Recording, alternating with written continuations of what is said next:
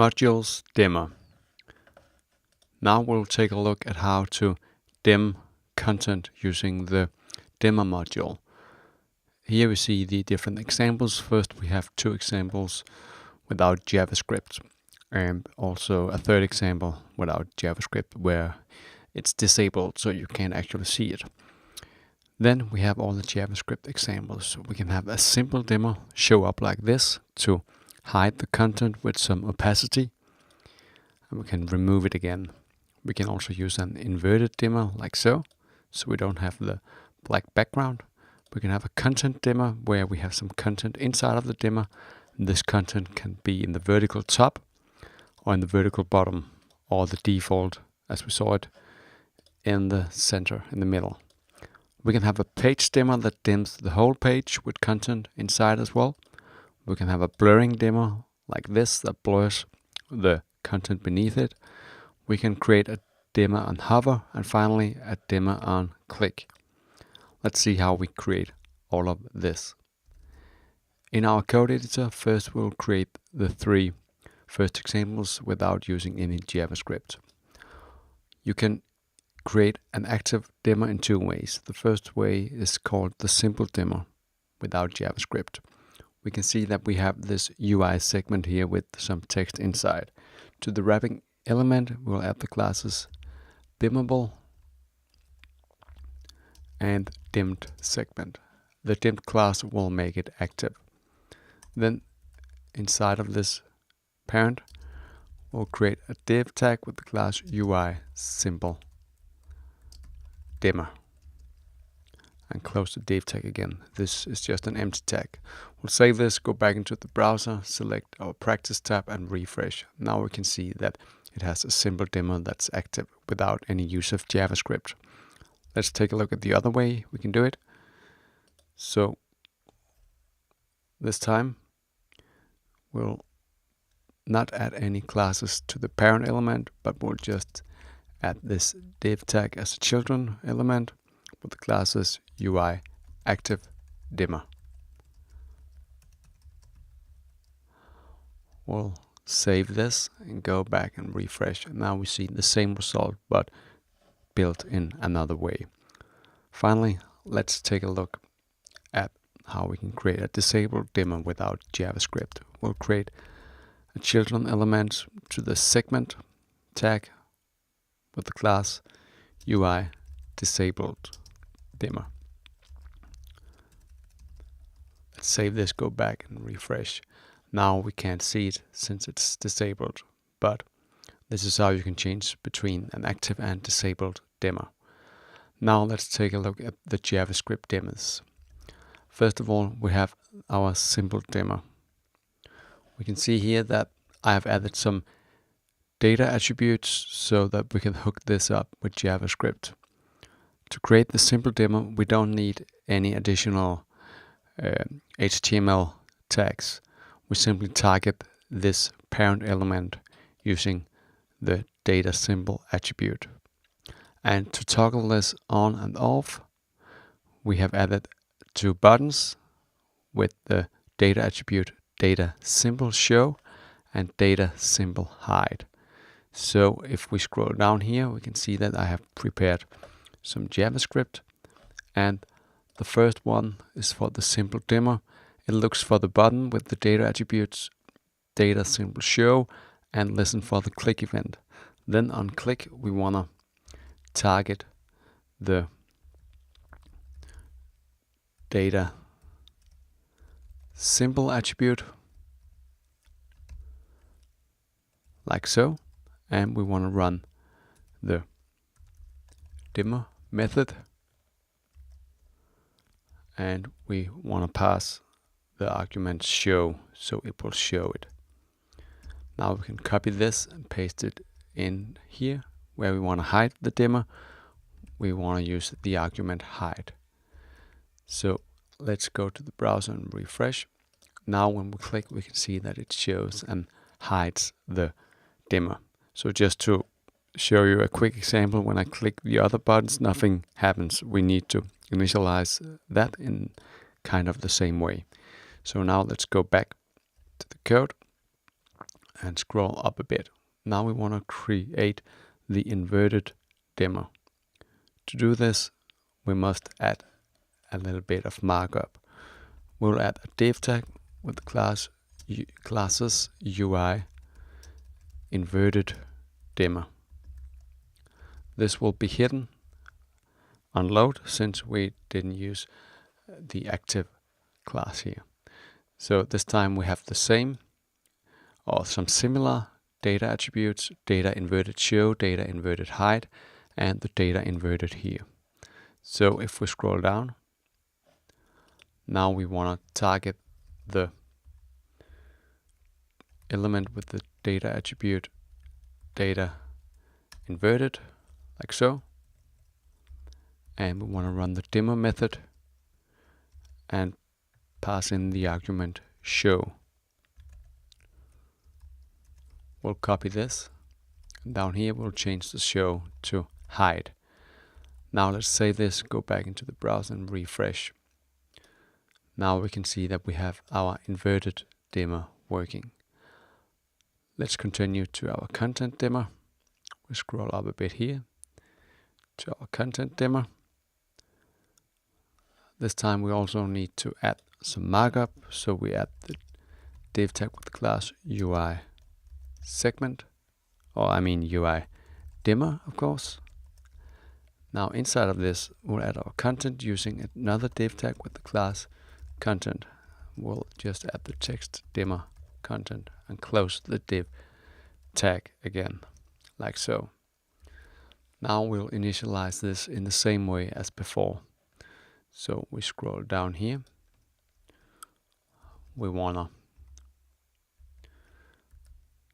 select the data content attribute, like so.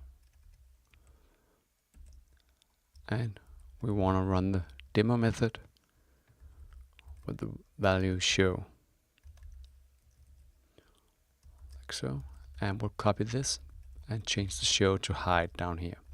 So let's save this, go back and take a look, refresh. Now we can see that it works here.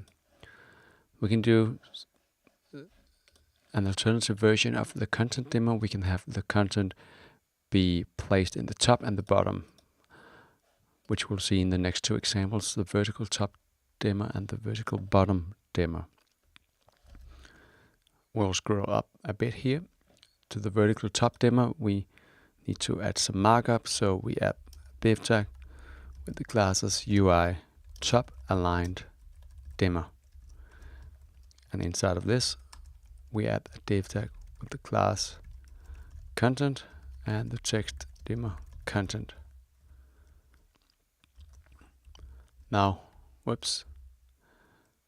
now we'll just copy this code here and paste it in the vertical bottom dimmer.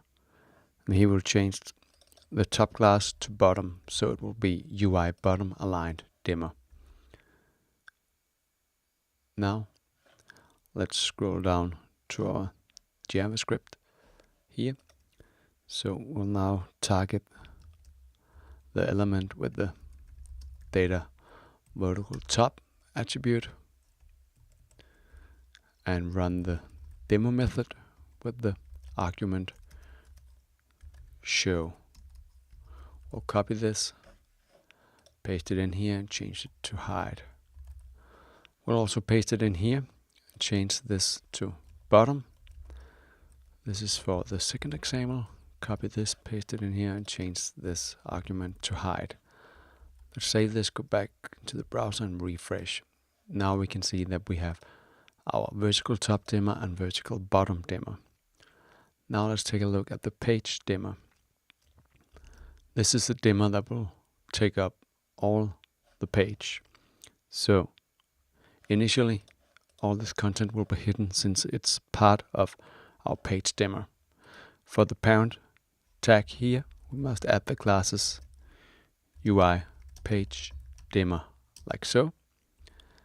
And then we must wrap the content in a div tag with the class content, like so. Indent this. Indent it like so. and close the div tag again. So we have the parent element, UI page dimmer, and the content class inside with some content inside of this. This is a long paragraph. We have the data attributes like before. So let's just scroll down. Notice that we don't have a hide attribute, only a show, since it will be hidden when we click anywhere inside of it. So let's scroll down here. And we now want to target the element with the data page attribute, like so. Run the dimmer method with the argument show.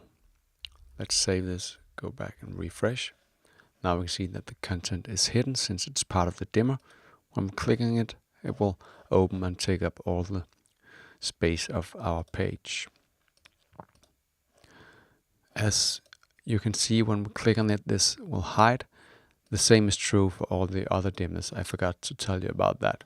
So you can choose to show it and hide it with buttons or some other JavaScript functionality, or you can simply hide it by clicking on it. Alright, let's continue to the blurring dimmer. Here we have our blurring dimmer. This time we'll simply add the blurring class to the segment. We don't need to add any other markup. For example, the UI dimmer, we don't need to add this. Simply add the class blurring to our parent element. Then we'll scroll down and target this, as we've done many times before in this video. Data blurring, and run the dimmer method with the show argument, copy it, paste it down, change it to hide. Save, go back and refresh. Now we can see that it blurs the content beneath. Let's continue to the two last examples. For these two last examples, we have the default segment here with our paragraph inside. We don't need to add any markup. We're just using this data attribute, data hover and data click, to target them. Notice also we don't have any buttons to toggle this, since we want to toggle this on hover and on click.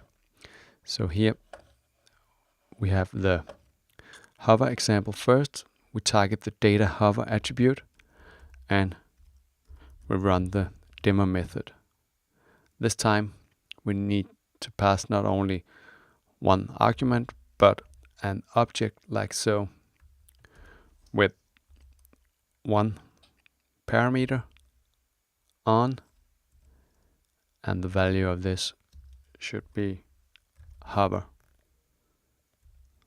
like so. For our click example, we also run the dimmer method and pass in an object here with the key on and the value click. We'll save this, go back into our browser and refresh. Now when we hover this, we can see that the dimmer is active and will disappear when we move the mouse out again. And at the bottom we see that we have it dimming on click. This was all about how to use the dimmer module to dim various content on your page.